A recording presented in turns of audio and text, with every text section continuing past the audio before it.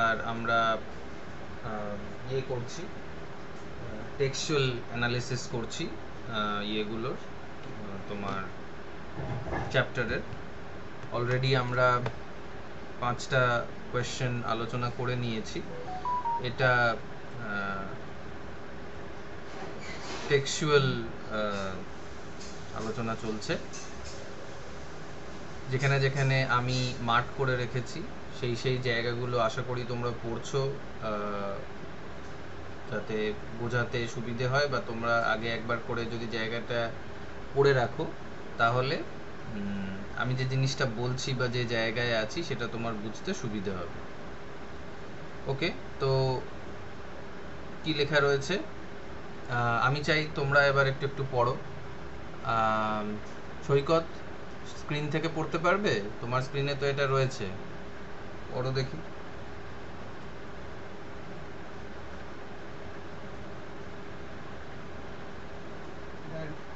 Being Petrovich was merely the local name of one of the finest Roman amphitheaters, if not the very finest remaining in Britain. ও না না, দাঁড়াও 1 minute, এটা তো আগের দিন করলাম আমরা। এই যে রোমান সোলজার্স গুলোকে পাওয়া যাচ্ছিল, হ্যাঁ এই জায়গাটা হয়েছে।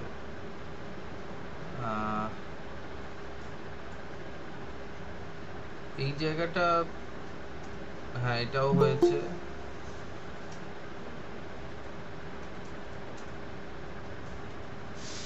কে কেউ কি ঢুকতে চাইছে?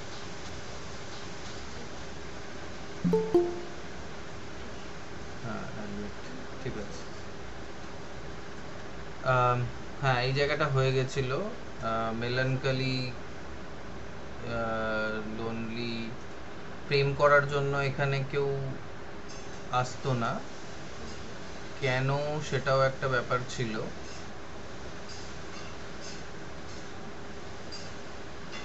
ও হ্যাঁ এটাও হয়ে গেছিল এই 18/5/2024, হ্যাঁ সেকেন্ড সেম, এই সেকশনটা হয়ে গেছিল। এইটার পরে মানে 84 এর পর থেকে এই জায়গাটার থেকে পড়ো। এখানে একটা কোয়েশ্চেন আছে দেখো, why could criminal activities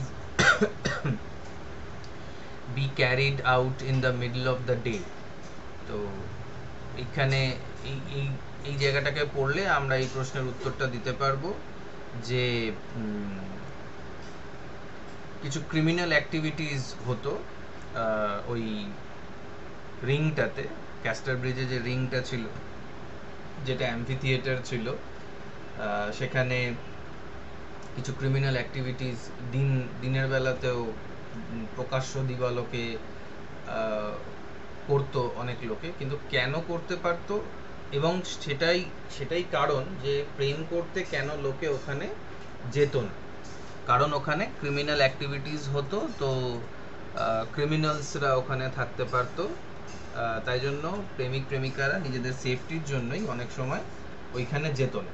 তাহলে এই জায়গাটার থেকে পড়ো সৈকত, টু দিস ওল্ড ট্র্যাজেডিজ।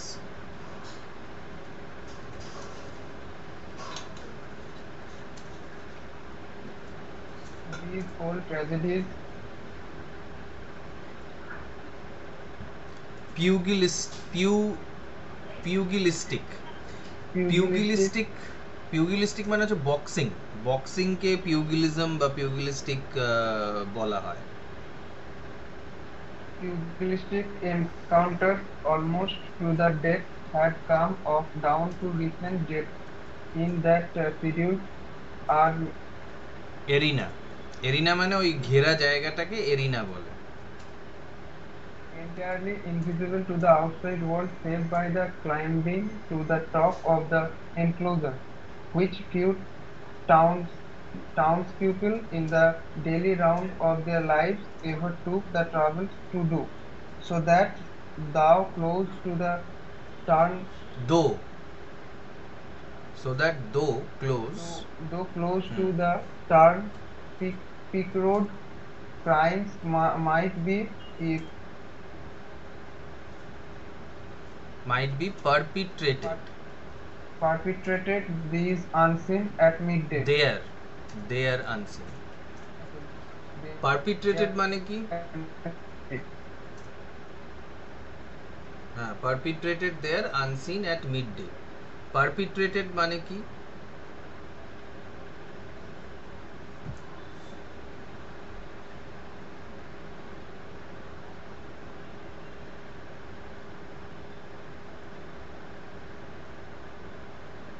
এখানে পারপিট্রেটেড মানেটা কি কেউ বলতে পারবে? কেউ পড়েছো এই জায়গাটা?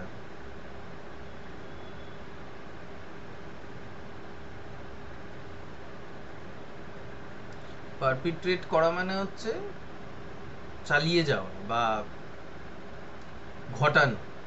তাহলে crimes might be perpetrated there unseen at midday, মানে ওই জায়গাটা এমনই টাইপের ছিল, যদিও সেটা মেন রোডের কাছাকাছি ছিল, লোকালয়ের হয়তো কাছাকাছি ছিল, বা মেন রোড সবসময় যে লোকালয়ের কাছাকাছি হয় তার কোনো মানে নেই, মেন রোডের কাছাকাছি ছিল ওই জায়গাটা, কিন্তু ওইখানে ক্রাইমটা করাটা লোকের চোখটা এড়িয়ে আনসিন দিনের বেলাতেও ক্রাইম করা যেতে পারত। কেন করা যেতে পারত? কারণ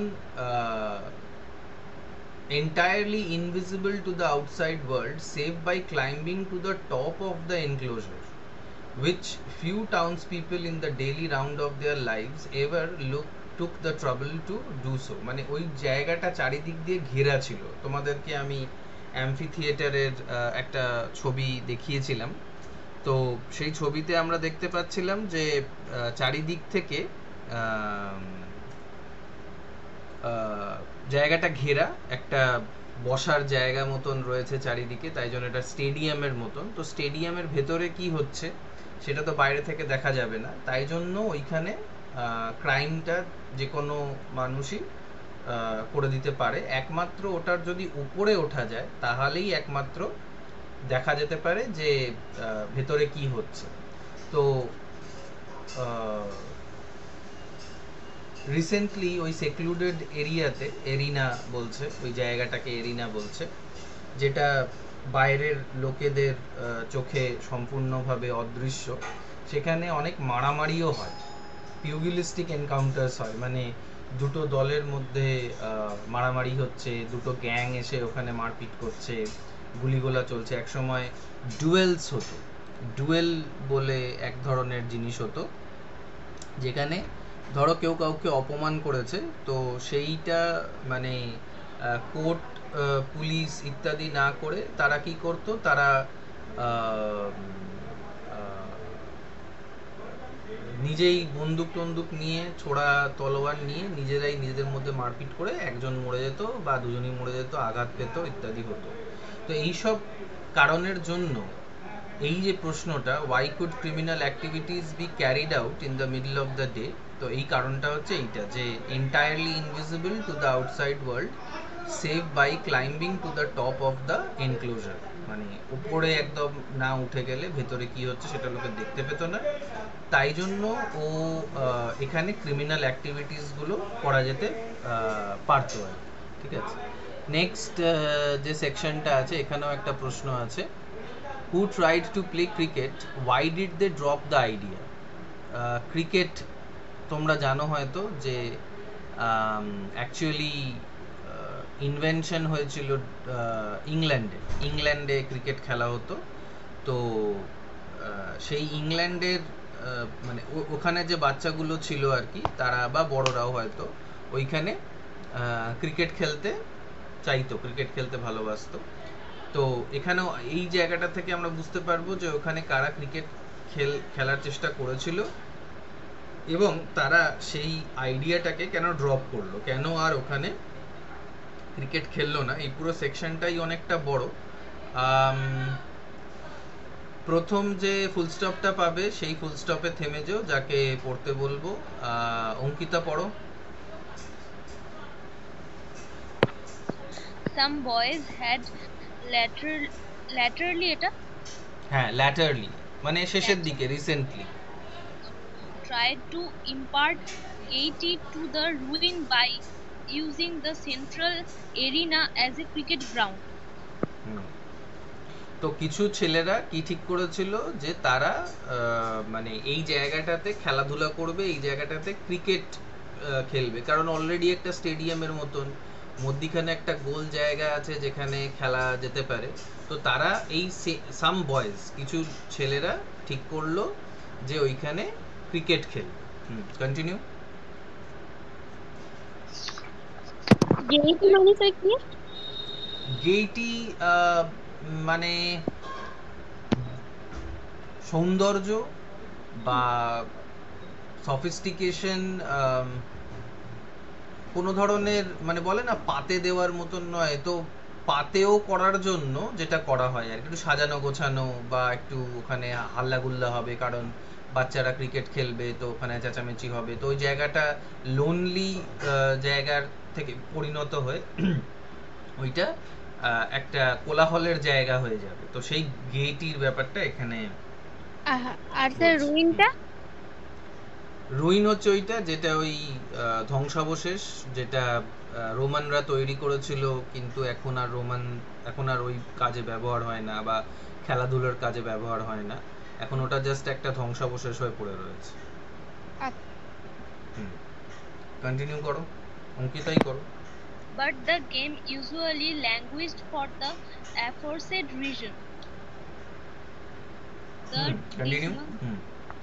dismal privacy which the earthen circle enforced, shutting out every appreciative passer's vision, every commendatory remark from outsiders, everything except the sky.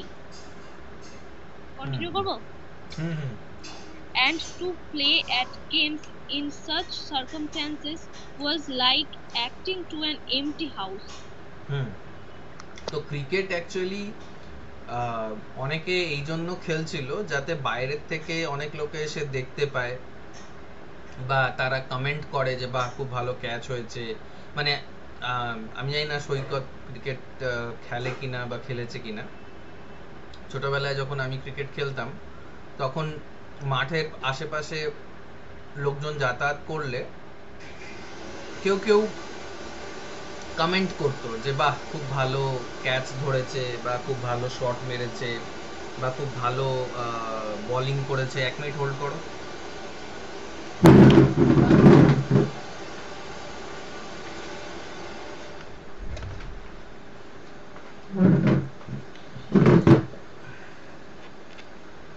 তো এইগুলো ওরা মানে যারা খেলবে, যারা খেলোয়াড়, তারা তো দেখাতে পারবে না যে ভালো শট মারলো, ভালো ফিল্ডিং করলো ইত্যাদি। তো পাসার বাই যারা ওখান থেকে পেরিয়ে যাচ্ছে জায়গাটা, তারা না দেখতে পাবে, তারা না কোনো ভালো বা খারাপ কিছু বলতে পারবে বা তালি বাজাতে পারবে।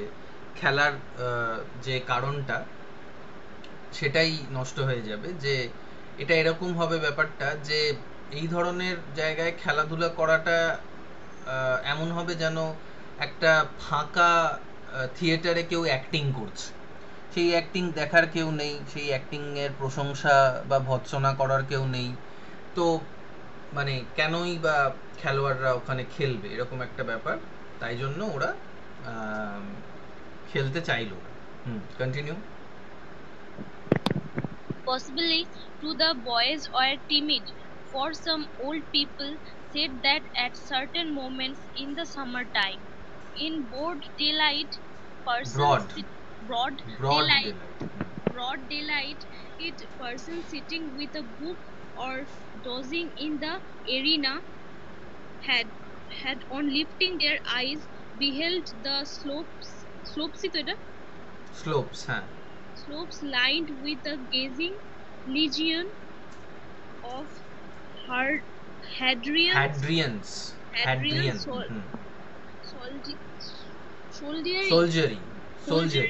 soldiery as if watching the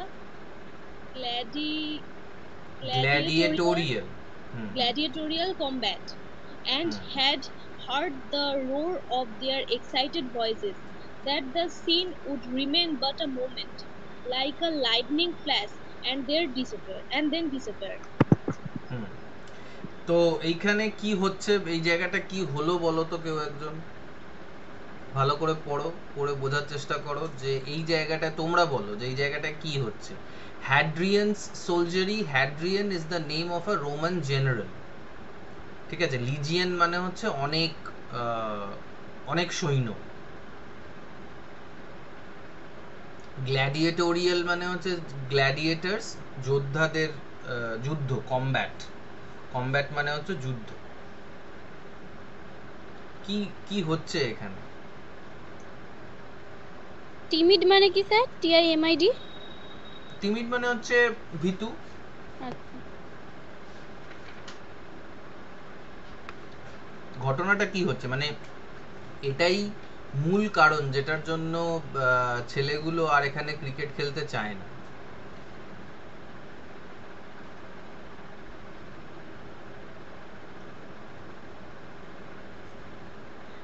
মানে ওরা যদি ব্রড ডে লাইটে আগে ক্রিকেট খেলতো তখন অনেক বয়স্ক মানুষ বা অনেকে বই নিয়ে বসে তাদেরকে খেলা দেখতো, কিন্তু এখানে কে দেখে না। ওই জায়গাটাতে তো হয়তো যুদ্ধ যুদ্ধ হতো, তখন হয়তো লোকজন ওই আশপাশটা আর ওখানে বসে তাদের যুদ্ধ দেখতো, কিন্তু এখন ওখানে কেউই নেই তাদেরকে, তাই তাদের এক্সাইটেড ভয়েস গুলো শোনার মতো কেউ নেই, তাই তারা খেলতে চায় না।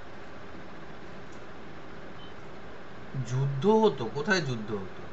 এটা রোমান সোলজারদের ব্যাপারে বলা হচ্ছে, রোমান জেনারেলের কথা বলা হচ্ছে। এখন তো সে তো রোমান সোলজাররা মরে গেছে 150 বছর আগে, 150 বলছি 1500 বছর আগে। এখন তো আর রোমান সোলজাররা বা রোমান কোনো জিনিস নেই, কোনো যোদ্ধাদের মারামারি ওখানে হচ্ছে না। তাহলে এখানে কি হচ্ছে?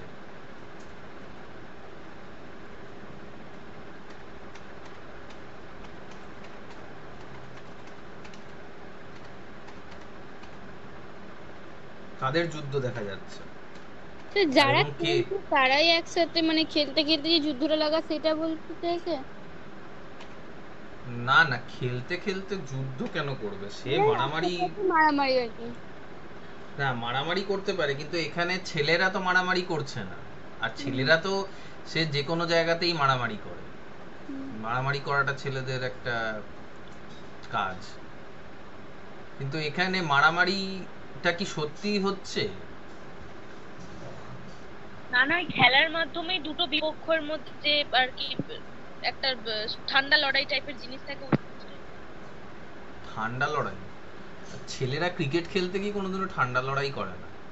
ছেলেদের ফেসবুকেও তারা গরম লড়াই করে, মানে এখন তো সব লড়াই ফেসবুকে হয়। হেড্রিয়ান হচ্ছে একজন রোমান সোলজার, রোমান জেনারেল। তার সোলজার্সরা লিজিয়ান, অনেক অনেক সংখ্যায়। স্লোপস, স্লোপস বলতে ওই যে বসার যে জায়গাগুলো উপর থেকে নিচে, সেটাকে স্লোপস বলা হচ্ছে, ঠিক আছে। তো সেই স্লোপসে বসে আছে, as if watching the gladiatorial combat. মানে আগেকার সময় রোমান এজে, রোমান সময় যোদ্ধারা যে মারপিট করত, যোদ্ধারা যে যুদ্ধ করত একে অপরের সঙ্গে, তাদের ওই যুদ্ধ দেখার জন্য ওই ইয়েটাকে ব্যবহার করা হতো, amphi থিয়েটারটাকে। and had heard the of their excited voices. ওই খেলার সময়, মারপিট করার সময়, মানে যেমন বক্সিং ম্যাচ বা ক্রিকেট খেলার সময়ও শ্রোতারা কি করে? চিৎকার করে বিশাল জোরে জোরে। তো রোরের মতো যায় যায় আর কি। The scene would remain but a moment. এই যে দৃশ্যটা, এটা কয়েক মুহূর্তের জন্য থাকতো, তারপরে লাইক আ লাইটনিং ফ্ল্যাশ, বিদ্যুৎ চমকানোর মতন ডিসঅ্যাপিয়ার হয়ে যেত। খট করে আসতো, পুরো জিনিসটা হতো, তারপরে হাওয়ায় মিলিয়ে যেত। তাহলে এখানে কি হচ্ছে? কিছু বুড়ো মানুষরা এই ঘটনাটাকে বলেছে সামার সিজনে, দিবালোকে, যে যখন লোকজন বই নিয়ে বসে এবং বই নিয়ে বসে সাধারণত লোকে ঘুমিয়ে পড়ে, যেমন তোমরা ঘুমিয়ে পড়ো, তো তারা ঘুমিয়ে পড়ছিল, ডোজ করছিল, ঘুম ঘুম পাচ্ছিল। তারপরে চোখ তুলে দেখে যে এই বসার যে জায়গাগুলো স্টেডিয়ামের চারিদিকে ছিল, সেইখানে হাজার হাজার সৈন্য বসে আছে। তারা যোদ্ধাদের যুদ্ধ দেখছে এবং তারা ভীষণ এক্সাইটেড হয়ে, ভীষণ উত্তেজিত হয়ে তারা চেঁচামেচি করছে। এই পুরো দৃশ্যটা কিছু মুহূর্তের জন্য থাকতো, তারপরে মিলিয়ে যেত। তাহলে কি হলো এখানে?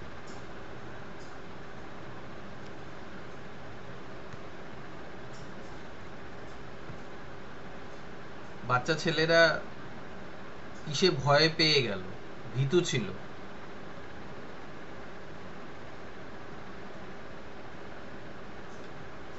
এখানে ভুতুরে ব্যাপার স্যাপার হলো। এখানে বলতে চাইছে যে বাচ্চারা মানে একটা মানুষের দ্বারা তৈরি করা গল্প বা অনেকগুলো মানুষের দ্বারা তৈরি করা গল্প, যে ওই এরিনাতে নাকি রোমান সোলজারদেরকে দেখা যায়, রোমান সোলজারদের ভূত দেখা যায়, যে তারা নাকি ওই অ্যাম্ফি থিয়েটারে বসে, ওই স্টেডিয়ামে বসে তারা নাকি এখনো যোদ্ধাদের যুদ্ধ দেখছে, যোদ্ধারা এখনো নাকি ওইখানে মারপিট করছে। যেমন তোমরা জানো কিনা জানি না, নিশ্চয়ই জানো তোমরা, লোকাল ওখানে কলেজের যে জায়গাটা সেটার অনেকটাই শ্মশান ছিল, সেটা জানো কি তোমরা? কেউ জানতে? এখন ভয় পাচ্ছ? হ্যাঁ, তো এক মানে শ্মশানে যেতে সাধারণত লোকজন ভয় পেত বা ভয় পায় এখনো। আর তো ওইখানে কেউ যদি ভূতের গল্প তোমাদেরকে বলে বা এরকম যদি বলে যে কলেজের মধ্যে ভূত ঘুরে বেড়ায় রাত্রির বেলা, আমি বুঝি না রাত্রির বেলায় কেন ভূত ঘুরে বেড়ায়, দিনের বেলা তাদের কি সমস্যা, যাকে। তো রাত্রির বেলা ভূত ঘুরে বেড়ায় এটা শুনে তোমরা হয়তো রাত্রির বেলা বা সন্ধে হয়ে গেলে আর কলেজে থাকবে না বা কলেজে থাকতে চাইবে না, কারণ তোমাদের মনে হবে যে ওই ভূত টুত ওইখানে ঘুরে বেড়াচ্ছে, যেহেতু ওই জায়গায় একটা শ্মশান ছিল। তো এরকম ধরনেরই একটা রটনা ওই ওখানকার লোকেরা মিলে রটিয়েছে ইয়েতে, ওই ওই জায়গাটার বিষয়ে আর কি, যে এরকম ধরনের একটা ঘটনা, এরকম ধরনের জিনিস এখানেও নাকি ঘটছে, মানে ওই জায়গাটায় ঘটছে, এবং ওইটাকে ভয় পেয়ে ওই বাচ্চারা আর ওখানে ক্রিকেট খেলছেন। তবে দেখো এখানে আমি লিখলাম ডেপিকশন অফ সোসাইটি। এইখানে সোসাইটির ব্যাপারে আমরা কি জানতে পারছি এই ঘটনাটা দেখে?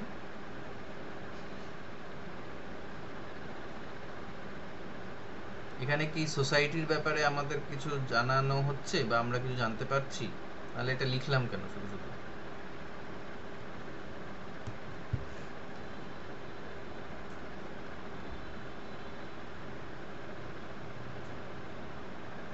শিল্পা, সোসাইটির ব্যাপারে আমরা কি জানতে পারছি এই ঘটনাটার থেকে? ঘটনা বা রটনা অ্যাকচুয়ালি।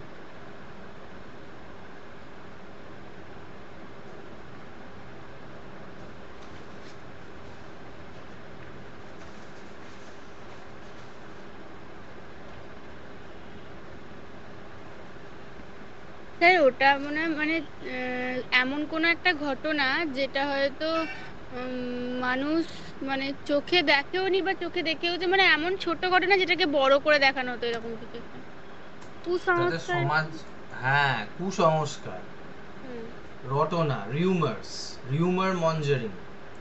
আর এটার একটা ফলাফল, এটার একটা প্যারালাল, তোমাদেরকে আমি প্যারালালিজমের কথা বলেছিলাম না, যে দুটো জিনিস, একই ধরনের দুটো জিনিস একই সঙ্গে দেখানো, সেটা একটা, না তোমাদের বলিনি, মানে প্যারালালিজম হচ্ছে একটা লিটারারি ডিভাইস। লিটারারি ডিভাইস বলতে তোমরা কি রেটরিক অ্যান্ড প্রোসোডি করেছো, তাই তো, ফার্স্ট সেমিস্টারে?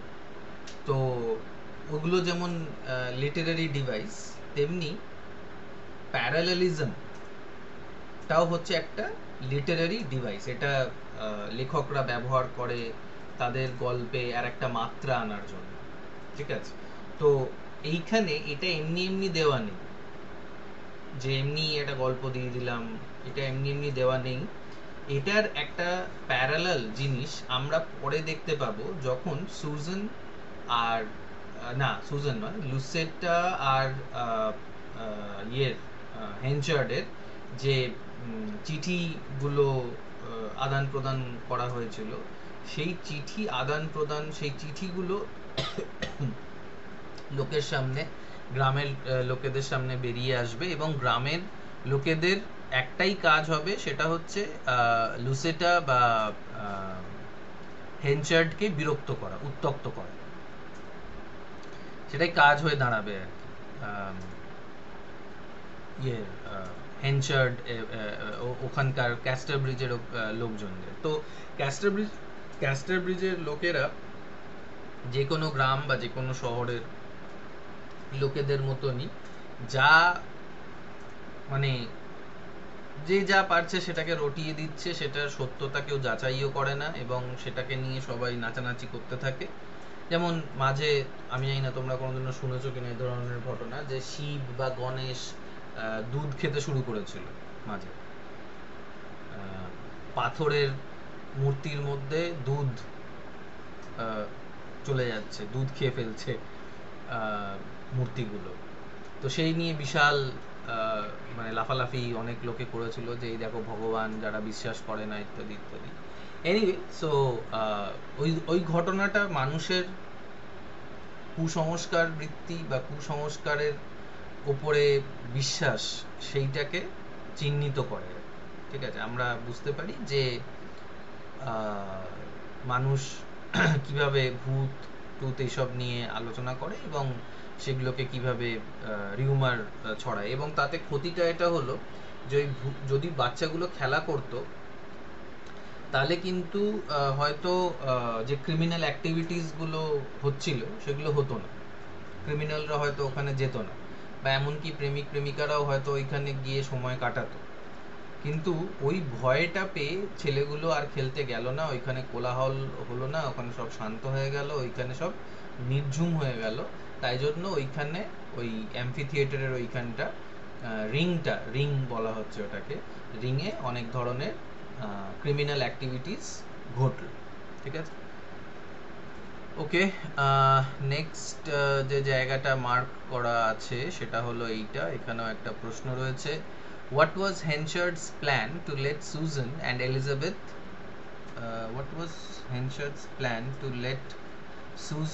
Elizabeth live হবে এটা, live with him? সরি, এটা ক্যাপসে হয়ে গেছে।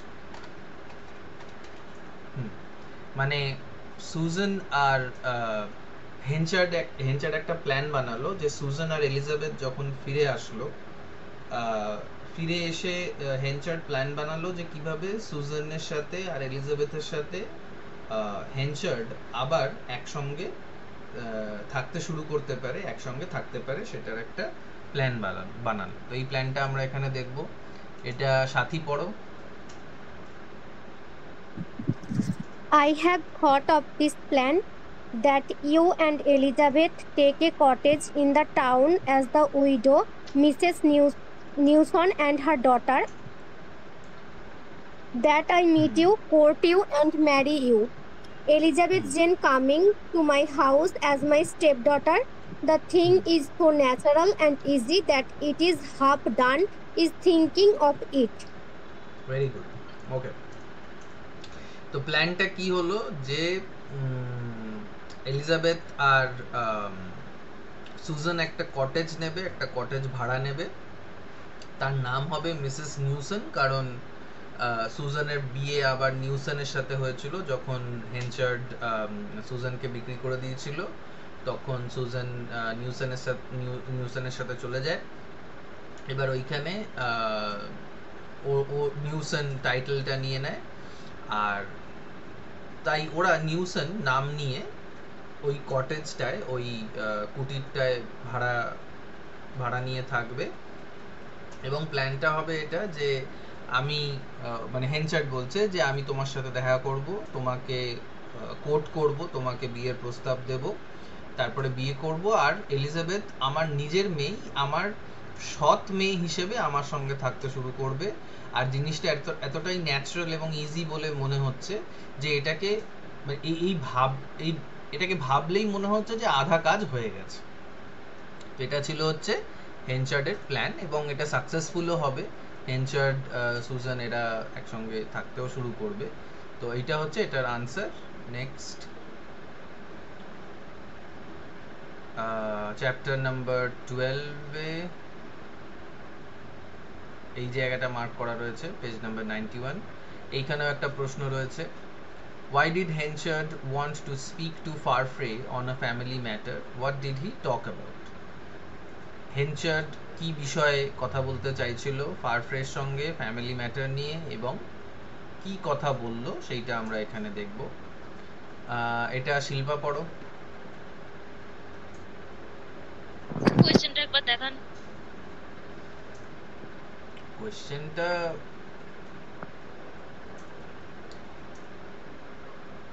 পেলে? হ্যাঁ। ওকে, শিল্পা পড়ো। It is odd, said Henchard, that Is odd, উচ্চারণটা হবে odd. odd, said Henchard, that two men should meet as we have done on a purely business ground. Purely business ground, and that at the end of the first day, I should wish to speak to speak to sorry দি, এটা হবে দি, th টাকে উড়িয়ে দেওয়া হয়েছে। হ্যাঁ, the on the family matter, but on a family matter. on a family matter, but damn it all, I am a lonely man, Farfrae. I have nobody else to speak to, and why should not I tell it to thee? প্রশ্নটা হচ্ছে যে হেনচার্ড কেন ফারফ্রের সাথে family matter নিয়ে কথা বলতে চাইছিল। কারণ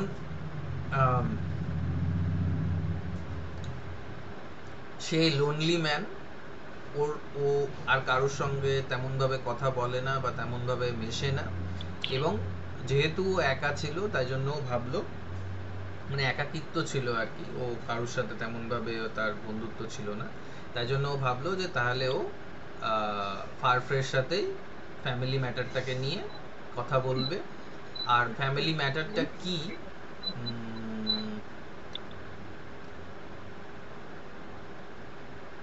এইটা এখানে আছে।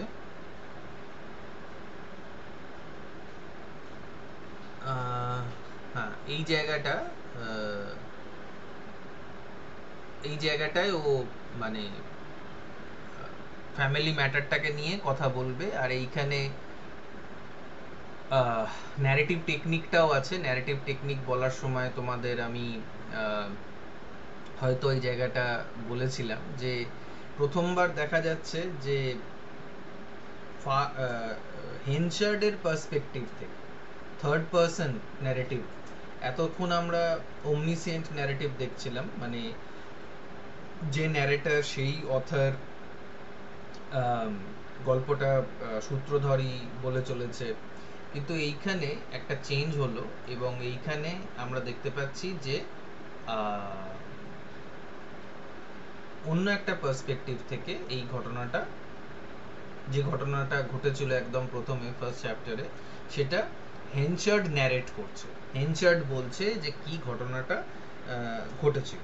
ঠিক আছে, ওকে, তাহলে এটাই হচ্ছে ওই প্রশ্নটার উত্তর, যে কি ফ্যামিলি ম্যাটার বলতে চাইছে, কোন ফ্যামিলি ম্যাটারের ব্যাপারে ও কথা বলতে চাইছে, সেইটা আমরা এখানে দেখতে পাচ্ছি। আর কে আছো মিটিং এ? সৃজিতা পড়ো।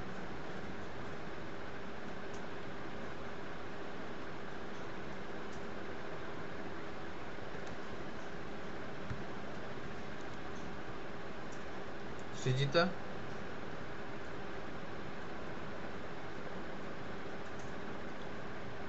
সৃজিতা আছো মিটিং এ? আমি দেখতে পাচ্ছি না, কারণ আমি এটা এই এটাতে রয়েছে, এখানে গেলে আবার অনেকগুলো হয়ে যাবে। আমি বলে দিয়েছি সৃজিতা নেই স্যার। ও পালিয়ে গেছে, আচ্ছা ঠিক আছে, তাহলে পল্লবী পড়ো। I was traveling for employment and she was walking at my side carrying the baby, our only child. We came to a booth in a country fair. I was drinking man at that time. Drinking man মানে? Drinking man. হুম Drinking man ওই তো হেনচার মাতাল। হ্যাঁ হুম drinking man মানে হচ্ছে মাতাল, মানে যে বেশি মদ খায়, হ্যাঁ ঠিক আছে? তো তখন সে মাতাল ছিল। তো বলছে যে আমি তোমাকে একটা ঘটনা বলি আমার জীবনের, যেটা অন্য কাউকে বলিনি। ও কেনই বা ফারফ্রের সাথে এই জিনিসটা শেয়ার করছে সেটা আমাদের কাছে সামান্যটুকু ক্লিয়ার হলেও পুরোটা ক্লিয়ার নয়, বাট আমরা মানে আমি বলবো যে কেন ফারফ্রেকেই সে চুজ করলো। এনিওয়ে, তো সে বলছে যে আমি চাকরির খোঁজে ট্রাভেল করছিলাম, যাচ্ছিলাম এক জায়গা থেকে আর এক জায়গায়,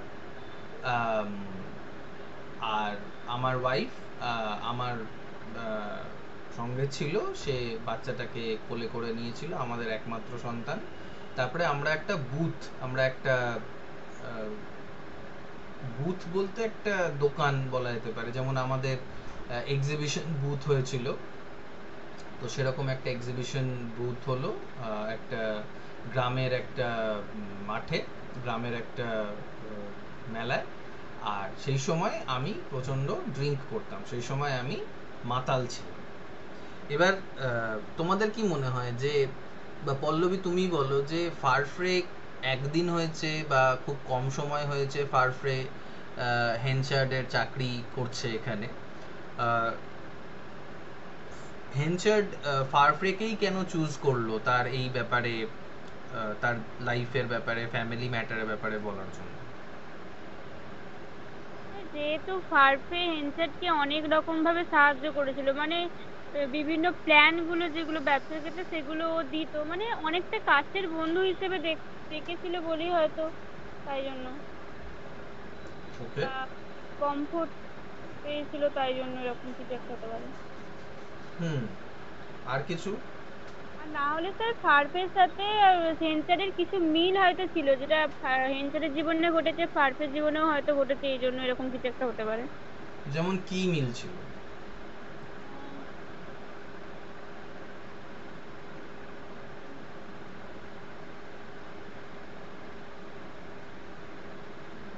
স্যার মনে পড়ছে না। অন্যরা কেউ কিছু বলো যে হেনচার্ড ফারফ্রেকেই কেন বলতে গেল?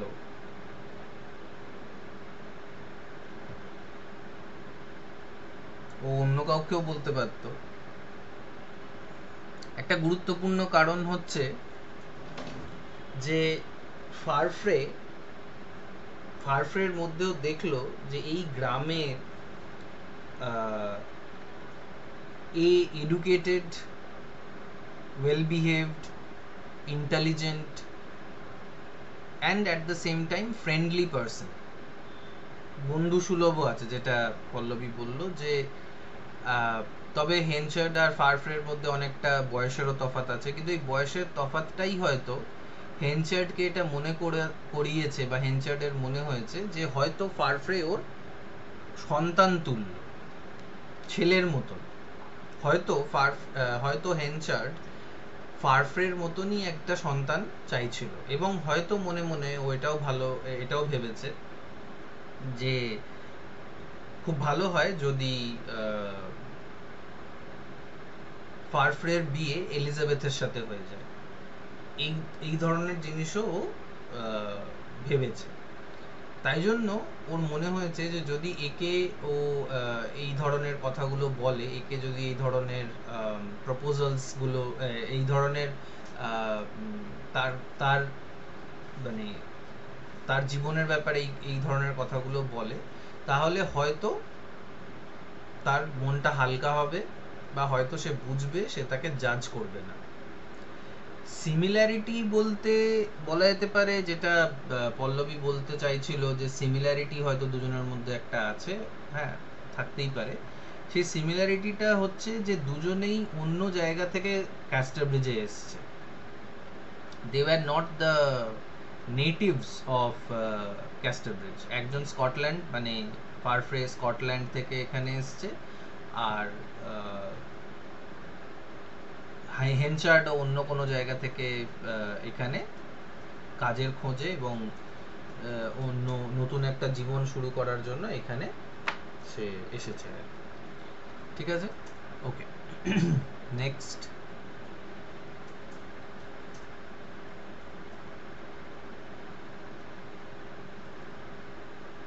এই চ্যাপ্টারে আর কিছু নেই। 13 নম্বর চ্যাপ্টার, 13 নম্বর চ্যাপ্টারে এখানে একটুখানি কিছু একটা আছে, একটা প্রশ্ন রয়েছে। Why was Mrs. Henchard called Ghost? Who called her so? Who was nicknamed the Ghost? Why? মানে একই প্রশ্ন অন্যভাবেও করা যাচ্ছে, তাই জন্য আমি মানে দুটো পসিবিলিটি এখানে মেনশন করে রেখেছি। যে কাকে ঘোস্ট বলা হতো, আমরা বুঝলাম যে মিসেস হেনচার্ড মানে সুজানকে ঘোস্ট বলা হচ্ছে। কেন বলা হতো সেইটা আমরা এখানে জানবো। কারা সুজান হেনচার্ডকে ঘোস্টের তকমাটা দিয়েছিল, নিকনেমটা দিয়েছিল, সেটাও আমরা এখানে জানবো।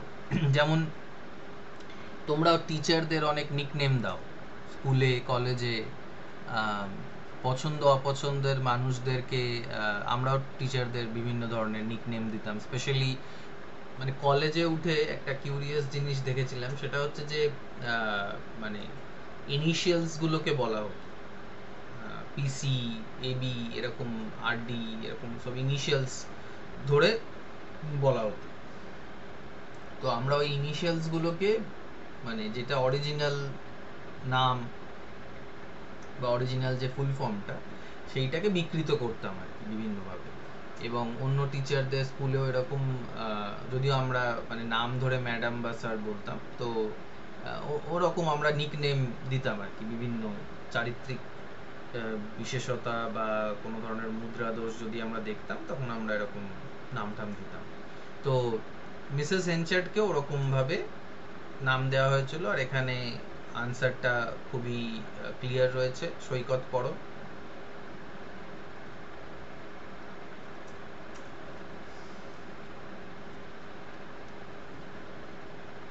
Mrs. Henchard was so pale that the boys called her the ghost. Mrs Henchard pale, pale মানে ফ্যাকাশে। হোয়াট ইজ, হ্যাঁ ফ্যাকাশে। তার চামড়াটা মানে ওরা তো খুব ফর্সা হয় বিদেশি মানে ইংল্যান্ডের লোকেরা, কিন্তু সে অত্যাধিক মাত্রায় ফর্সা ছিল। আর তার মানে শরীরে রক্তের মাত্রাটাও হয়তো কম ছিল, তাই জন্য তার শরীরটা ফ্যাকাশে লাগতো। এবং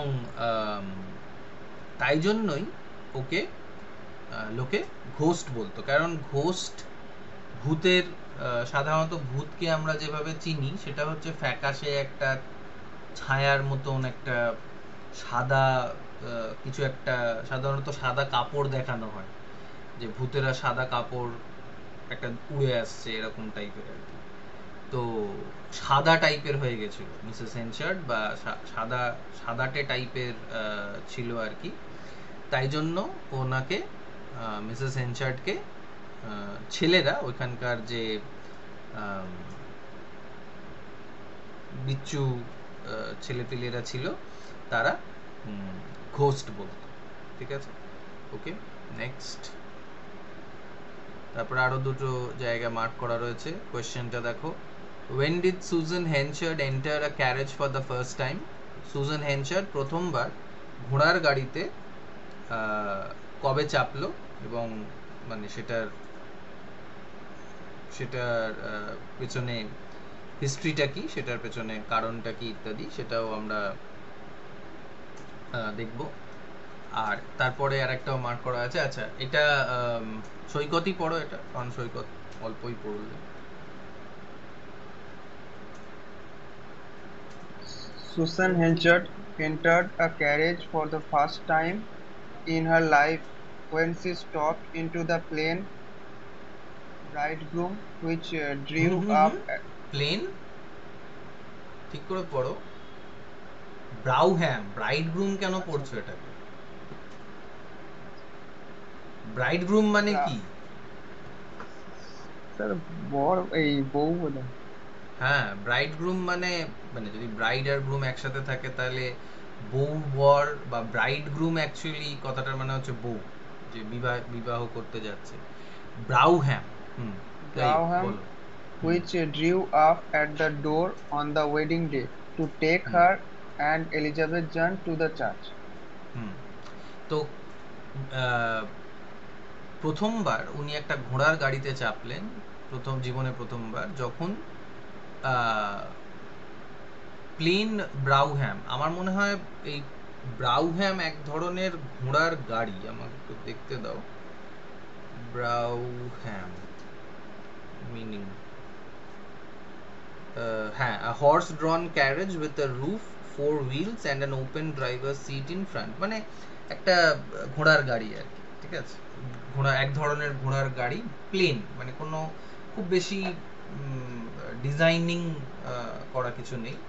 তো ওটা ওনার বাড়ির সামনে এসে দাঁড়ালো যেদিন আবার ওদের বিয়ে হবে, মানে হেনচার্ড আর সুজানের দ্বিতীয় যেদিন বিয়ে হবে, এই ঘোড়া যেদিন ওই ঘোড়া দাঁড়ালো, এসে সামনে দাঁড়ালো, আর ওটার উপরে চড়ে উনি মানে ওই প্রথমবার উনি চার্চে বিয়েটা হবে, এই সূত্রে সে জীবনে প্রথমবার ঘোড়ার গাড়ি চাপলো, ঠিক আছে? তো উত্তরটা এখানেই রয়েছে, যে উনি বিয়ের উপলক্ষে উনি হেনচার্ডের সাথে বিয়ে হবে বলে উনি গেলেন ওই হর্স ক্যারেজে চাপলেন। ওকে, নেক্সট একটা জায়গা মার্ক করা রয়েছে, who assisted as the groomsman. Who assisted as the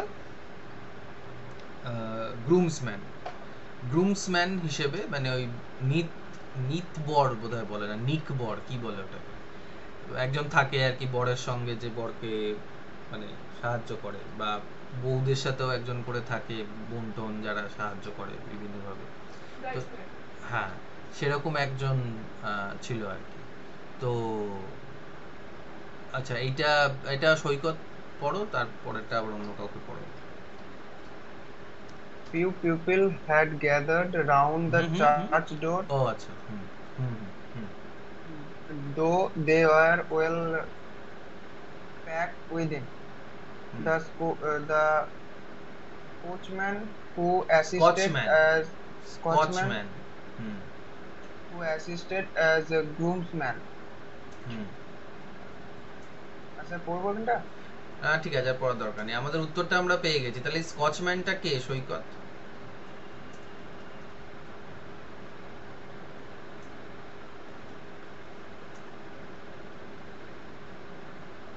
স্কচম্যান মানে কি? যে বেশি কচকচ করে তাই জন্য স্কচম্যান। যে ঘোড়ার গাড়িটা চালায়। হ্যাঁ, ঘোড়ার গাড়ি চালায় সে স্কচম্যান? মারবো মাথায় ঘাটটা। কোথা কোচম্যান?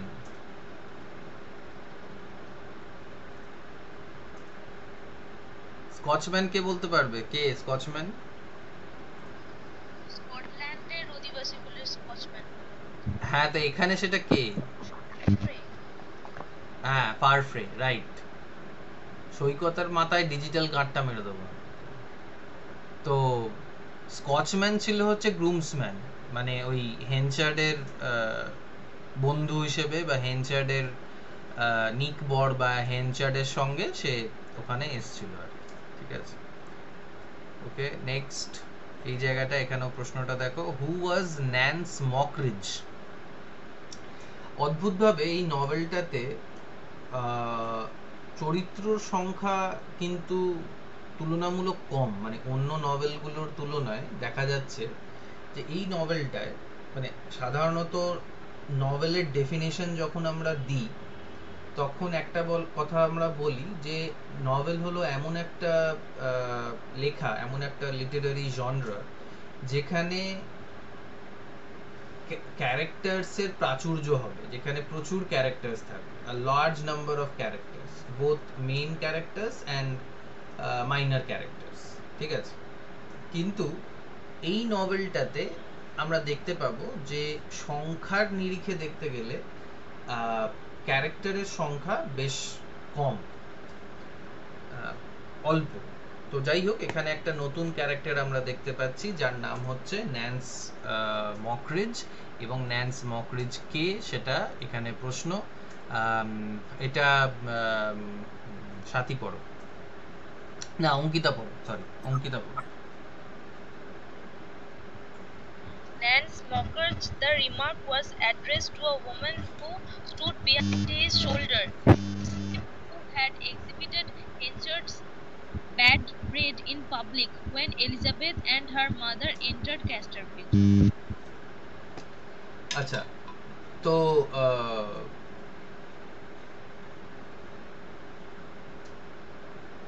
ন্যান্স মকরিজ বলে যে মহিলাটা, সে কে ছিল? Had exhibited Henchard's bad bread in public, মানে ওই ব্যক্তি, ওই মহিলা যিনি কমপ্লেন করেছিলেন যে হেনচার্ডের যে ব্রেড, হেনচার্ডের কর্ন, সেটা যেটা দিয়ে ব্রেড তৈরি হচ্ছে, যেটা দিয়ে রুটি তৈরি হচ্ছে, সেটা খারাপ ছিল, পচা ছিল। তো সেই জিনিসটা সব থেকে প্রথম এই ন্যান্স মকরিজ যিনি আছেন ব্যক্তি, মহিলা, তিনি সবার সামনে সবাইকে বলে বেরিয়েছিলেন যে যেমন কোনো দোকানের জিনিস খারাপ হলে আমরা বলে বেড়াই যে অমুক দোকানের জিনিস খারাপ, তো সেরকমই ওই হেনচার্ডের যে কর্নটা খারাপ ছিল সেইটা সব থেকে প্রথম ওই ন্যান্স মকরিজি বলেছিলেন। কিন্তু তার আগেও একটা জিনিস আছে, তার আগের যে 4টে লাইন, সেটাও একটুখানি পড়ো তো Ankita. The 45 years since I had my settlement in this here town, said Connie, but daze me if ever I see a man wait so long to take a little. There's a chance even for the afternoon. এইখানে একটা লোক, কনি যার নাম, সে একটুখানি মানে মজা করছে আর কি। যেমন বিয়ে বাড়িতে হয়, মানে বিয়ে বাড়িতে কিছু লোকে শুধু খেতে যায়, বিয়ে বাড়িতে কিছু লোকে শুধু নিন্দা করতে যায়, বিয়ে বাড়িতে কিছু লোককে চুরি করতে যায়, বিয়ে বাড়িতে কিছু লোক আবার মানে নিজের বিয়ে ঠিক করার চেষ্টা করে, ছেলেরা সাধারণত মেয়েদেরকে দেখে ইত্যাদি। বিভিন্ন কারণে মানুষ বিয়ে বাড়িতে যায়, মানে শুধু যে বিয়েতে গিয়ে খেয়ে আশীর্বাদ দেবে এরকম কোনো ব্যাপার নেই। এনিওয়ে, সো কোনি বলে একটা লোক, সে মন্তব্য করছে আর কি। And these are choric characters, chorus থেকে কোরিক কথাটা আসছে। মাইনার ক্যারেক্টার্সের ওপরে যদি প্রশ্ন আসে তাহলে তোমরা বলবে, এই নামগুলো তোমরা বলতে পারো, কোনি, ন্যান্স মকরিজ, এরা হচ্ছে মাইনার ক্যারেক্টার্স, আর এরা কোরাসের ফাংশনটা ফুলফিল করে, মানে আগের থেকে বলে দেয় যে এটা হতে চলেছে, ওটা হতে চলেছে, এটা ঘটবে, ওটা ঘটবে, বা এটা ঘটেছিল। মানে যেমন হয় না পাড়ার কাকিমা টাইপ, মানে সব হাঁড়ির খবর নেয় এবং সেই খবরগুলোকে বিভিন্ন লোকজনের কাছে সরবরাহ করে ফ্রিতে।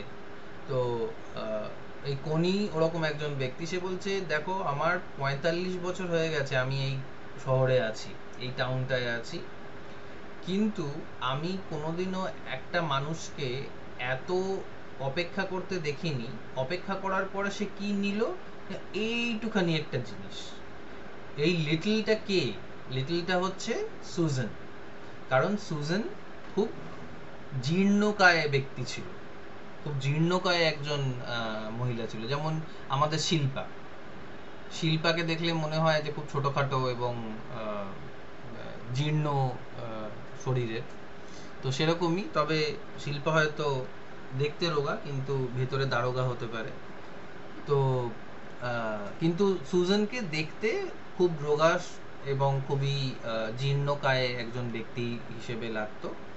তো তাই জন্যই কোনি ঠাট্টা করে বলছে যে এত বছর অপেক্ষা করলো এই লোকটা, এই এত বছর অপেক্ষা করে এইটুখানি একটা মানুষকে সে বিয়ে করলো, সো লিটল, মানে কিছুই নেই তার, মানে সে খুবই জীর্ণ কায় আর কি। তারপরে আবার ন্যান্স মকরিজকেও মানে ঠুকে বলছে যে দেখো যদি এই সুজান বলে মহিলাটির বিয়ে হয়ে যেতে পারে তাহলে কিন্তু তোমারও চান্স আছে। এরকম আমরা মানে অনেক লোকজনের সাথে ঠাট্টাই আর কি এরকম ভাবে করে থাকি। বাট দিস ইজ মানে এখানেও একটা সোসাইটির ব্যাপারে আমরা কিছু একটা জানতে পারছি। কি বলতো, এটা কে পড়ছিলে? অঙ্কিতা পড়ছিল। অঙ্কিতা বলো। সোসাইটিতে সবাই ক্রিটিসিজম করতে ভালোবাসে, মানে মুখরোচক খবর টাইপের, একে অপরকে একে অপরকে অপমান করে মজা নেওয়া যে ব্যাপারটা। রাইট, ঠিক। তো এখানে একে অপরকে অপমান করা বা মহিলাদেরকে সব কিছুতেই তাদের দোষ দেখা, মোটা হলেও দোষ, রোগা হলেও দোষ, সব কিছুতেই মহিলাদের দোষ। পুরুষদের দোষটা দেখা হয় না, বলা হয় যে পুরুষরা ব্যাকা হলেও সোনার আংটি ইত্যাদি এসব ভুলভাল কথা পুরুষদের ক্ষেত্রে বলা হয়, কিন্তু মেয়েদের একটু মোটা হলেও দোষ, একটু রোগা হলেও দোষ, একটু বেশি লম্বা হয়ে গেলে দোষ, আবার বেশি ছোট হয়ে গেলেও দোষ, এরকম ধরনের বিদ্রূপ করা হয় মহিলাদেরকে। তো ইংল্যান্ডের ওই সময়কার ওই সোসাইটিতেও আমরা দেখতে পাচ্ছি এরকম একটা টেন্ডেন্সি রয়েছে। ঠিক আছে, ডায়ালেক্টের ব্যাপারে এখানে বলছি, আর আছে কিনা দেখে নিচ্ছি এই চ্যাপ্টারে কিছু। না, এই চ্যাপ্টারে আর কিছু নেই। আমরা নেক্সট দিন আমরা চ্যাপ্টার 14 থেকে শুরু করব। তোমাদের যদি কোনো প্রশ্ন থাকে তাহলে বলো। স্যার পরীক্ষা কি স্যার 10 তারিখে হবে? আমার কাছে কোনো খবর নেই।